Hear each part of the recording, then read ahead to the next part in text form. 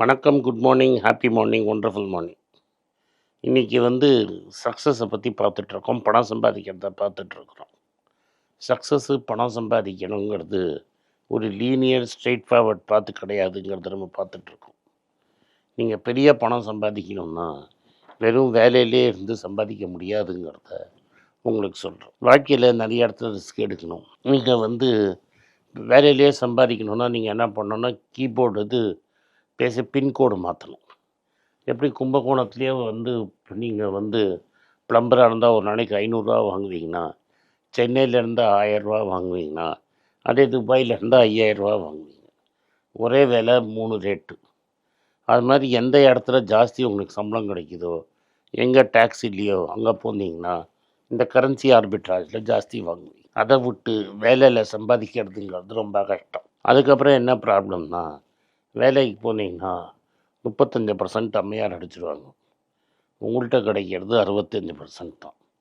அதுக்கப்புறம் தான் உங்களோட எக்ஸ்பென்சஸ். இது ஒரு பெரிய டிஸ்அட்வான்டேஜ். ஸோ நீங்கள் பெரிய பணம் சம்பாதிக்கணுன்னா மற்ற வேலையெல்லாம் செய்யணும். ஒரு 5-6 ரூட்டு மூலமாக உங்களுக்கு பணம் வரணும். இதுக்கு இதெல்லாம் ஈஸியாக பண்ணிடலான்னா பண்ண முடியாது.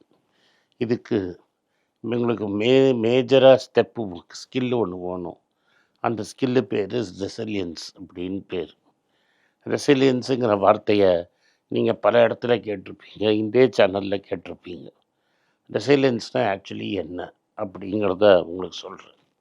இத்தனை நாள் நான் என்ன சொல்லியிருப்பேன், நான் உங்களுக்கு இது புரியுங்கிற மாதிரி நினச்சிக்கிட்டு நான் அதை அப்படியே பொத்தாம் போக்கில் அப்படியே தாண்டி போயிருப்பேன்.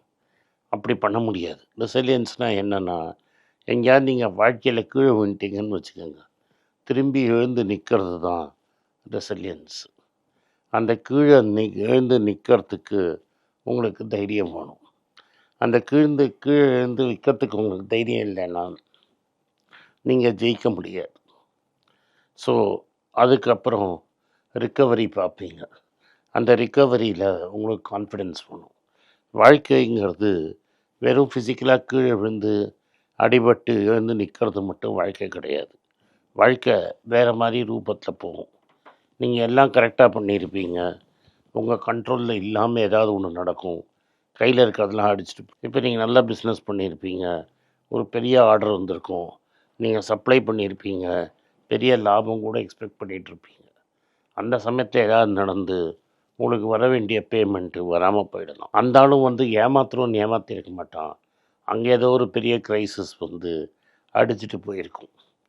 இப்போ ரீசெண்டாக எடுத்துக்கோங்களேன், அரிசியும் முட்டையும் பல பேர் கல்ஃபுக்கு எக்ஸ்போர்ட் பண்ணுறாங்க. அப்போது இந்த தினம் அது கப்பலில் போய் அந்த சைடில் இறங்குது. நம்ம ஊர்லேருந்து கொச்சின்லேருந்தோ துபாய்க்கு 2 வாரத்தில் போய் சேர்ந்துடும். பாம்பேனா 10 நாளில் போய் சேர்ந்துடும். அங்கே இது மாதிரி டே இன் அண்ட் டே அவுட்னு நடந்துகிட்ருக்கு. இது இன்று நேற்று நடந்த கிடையாது. இது பல்லாயிரம் வருஷமாக நடக்கிற ட்ரேடு. அரேப்ஸ் காத்திரோட தொத்தி மலபார் கோஸ்ட்டில் ட்ரேட் பண்ணது நம்மளுக்கு தெரியும். ஆனால் சடனாக நீங்கள் ஒரு நாளைக்கு முட்டை பாதி தூரம் எழுந்து பாதி கப்பல் கடலில் இருக்கும்போது ட்ரம்ப்பு குண்டு போடுவான்னு நீங்களும் எதிர்பார்த்துருக்க மாட்டீங்க, வாங்குறவனும் எதிர்பார்த்துருக்க மாட்டான். அரிசி அப்படியே தொங்கும் கப்பல்லேருந்து போர்ட்டுக்கு போனால் குண்டை போட்டுருவாங்கிற பயம். அங்கே 4-5 போர்ட்டில் குண்டை போட்டால் அங்கங்கே ஸ்டக்காய் மெட்டீரியல் நிற்குது. முட்டைங்கிறது அழுகத்துக்கு வாய்ப்பு இருக்குது. முட்டை அழுகிடுச்சுன்னா நஷ்டம் உங்களுது. இது நீங்களும் தப்பு பண்ணலை, அந்த ஆளும் தப்பு பண்ணலை, இது உங்கள் துரதிர்ஷ்டம். சம்டைம்ஸ் இன்சூரன்ஸ் இதை கவர் பண்ணும், சம்டைம்ஸ் வார் அப்படின்னா ரிஸ்க் ப்ரீமியம் ஜாஸ்தின்னு ரிஸ்க் ப்ரீமியம் ஏற்றிடுவாங்க. இப்போ ரீசெண்டாக இந்தியன் இன்சூரன்ஸ் எல்லாம் ரிஸ்க் ப்ரீமியமை பயங்கரமாக ஏற்றிருக்காங்க. இது எதுக்கு நான் சொல்ல வரேன்னா, இது உங்கள் கண்ட்ரோல்லே கிடையாது. கப்பலை ஏற்றி அமுச்சிங்க, ஒரு முட்டைக்கு 2 ரூபா 3 ரூபா சம்பாதிக்கலான்னு போட்டு அமுச்சிருக்கோம். முட்டை இறங்கினோன்னா நம்மளுக்கு காசு வரும். நீங்கள் உங்கள் காசை போட்டு இங்கே ஆல்ரெடி கொடுத்துருப்பீங்க. ஆனால் அங்கேருந்து வரத்துக்குள்ளே ஒரு பெரிய ப்ராப்ளம் ஆகிடும். உங்களுக்கு அந்த கண்டெய்னர் 2 கண்டெய்னர் பணம் நஷ்டம் ஆகிடணும். அந்த நஷ்டத்தை தாங்கக்கூடிய சக்தி உங்களுக்கு இருக்கணும். அதுதான் ரெசிலியன்ஸுங்கிறது. ஸோ இது மாதிரி நேச்சர் உங்களுக்கு கீழே தள்ளுறச்ச கூட நீங்கள் எழுந்து நிற்கிற சக்தி தான் ரெசிலியன்ஸ். நம்ம எக்ஸசைஸ் பண்ணுறச்ச 4 நாளைக்கு வலிக்கும். அது ஏன்னா அந்த சின்ன சின்ன இருக்கிற மசில்ஸு உங்களை திரும்பி அதை ஸ்ட்ரென்தன் பண்ணுறதுமே உடஞ்சி திரும்பி ஸ்ட்ரென்தன் ஆகும். நோ பெயின் நோ கெயின் அப்படிம்பாங்க. வாழ்க்கையும் அப்படி தான். உங்களுக்கு வலி இல்லாமல் ப்ராக்ரஸே இருக்காது. அந்த வலியை தாங்கி அந்த ரிக்கவரி ப்ராசஸை எயிட் பண்ணுறது தான் இந்த ரெசிலியன்ஸுங்கிற ப்ராசஸ்.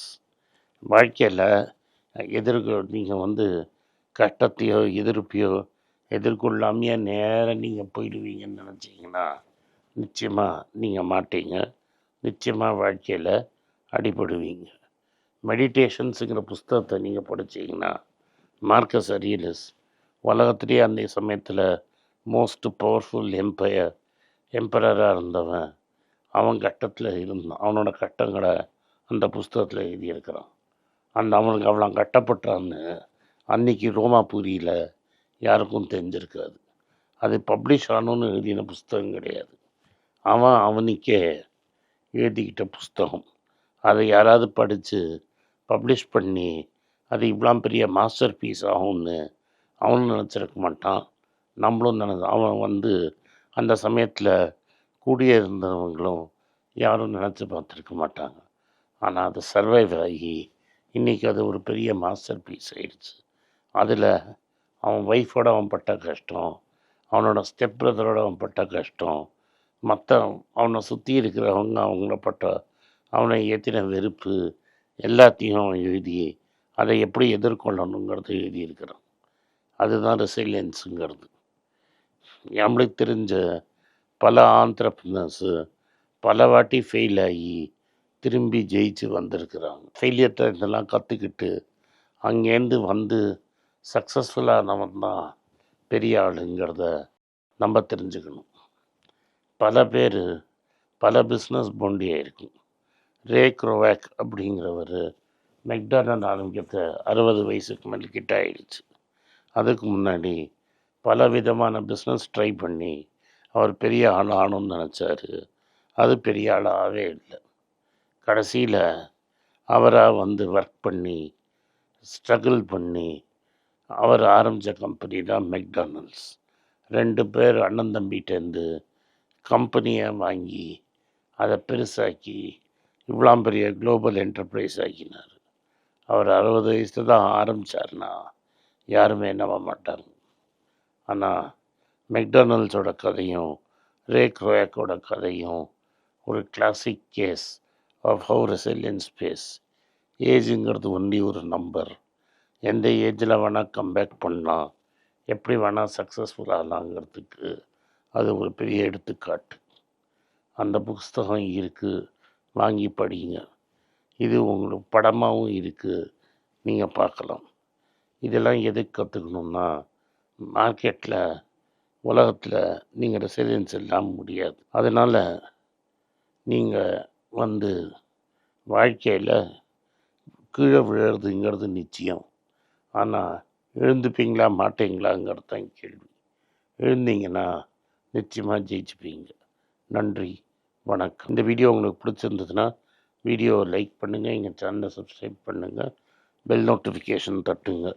இந்த வீடியோ முடிஞ்சால் உங்கள் சொந்தக்காரங்களுக்கும் ஃப்ரெண்ட்ஸுக்கும் அனுப்புங்க, அவங்கள பார்க்க சொல்லுங்கள். நன்றி, வணக்கம்.